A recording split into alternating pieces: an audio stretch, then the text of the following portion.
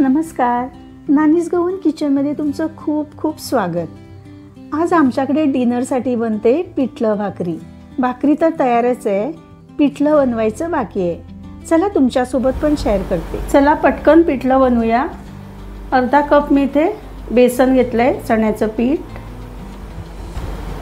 याच्यात थोडं थोडं पाणी घालून याचं पातळसर असं बॅटर तयार करून घ्यायचं। एकदम सगळं पाणी घातलं तर त्याच्या गुठळ्या होतात, म्हणून थोडं थोडंच घालायचं।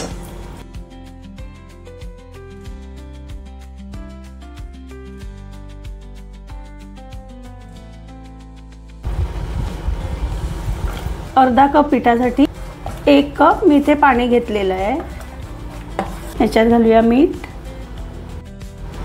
अर्धा चमचा साखर, पाव चमचा हळद पावडर, पाव चमचा मिरची पावडर आणि पाव चमचा गरम मसाला।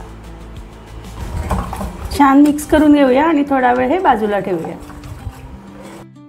आता 4-5 लसूण पाकळ्या, 4 हिरव्या मिरच्या आणि थोडंसं आलं मी इथे ठेचून घेणार आहे। आणि थोडीशी ओली कोथिंबीर पण ह्याच्यातच ठेचून घेते, म्हणजे याची मस्त चव या पिठल्यात उतरेल। इथे मी 2 मोठे चमचे तेल घेतलेलं आहे। याच्यात घालूया जिरं, पाव चमचा मोहरी। जिरं आणि मोहरी छान तडतडली की याच्यात घालूया आलं लसूण आणि हिरव्या मिरचीची पेस्ट।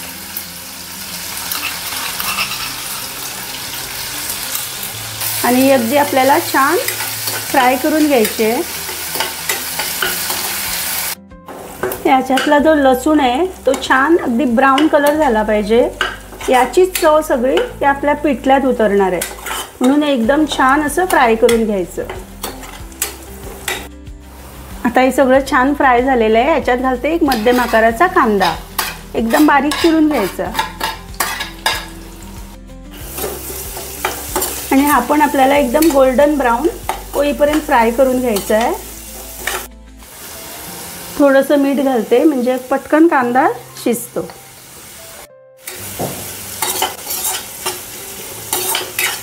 मस्तपैकी फ्राय झालेलं आहे। आता याच्यात घालते बेसन।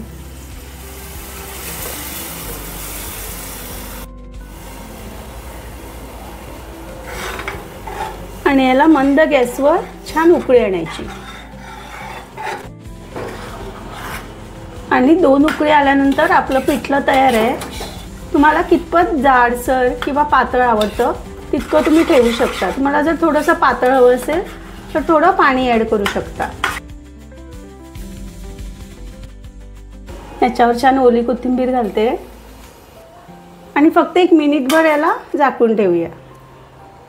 गॅस अगदी मंदच ठेवायचा।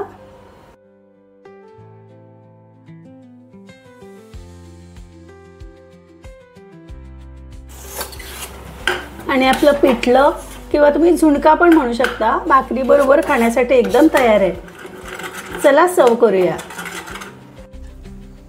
हे पिठलं भाकरी म्हणजे स्वर्गीय सुख। ज्वारीची भाकरी अतिशय हेल्दी असते, ग्लुटन फ्री। डायबिटिक पेशंटसाठी तर एकदम उत्तम। ही ज्वारीची भाकरी सोबत पिठलं आणि मिरचीचं लोणचं, थोडासा ठेचा आणि दही, परफेक्ट कॉम्बिनेशन। ही गावरान चव अनुभवायची असेल तर ही सोपी रेसिपी नक्की करून बघा, अगदी पटकन बनते। आणि रेसिपी आवडली तर लाईक आणि सबस्क्राईब करा आणि शेअर करायला पण विसरू नका। परत भेटू लवकरच, तोपर्यंत स्वस्त रहा, मस्त रहा।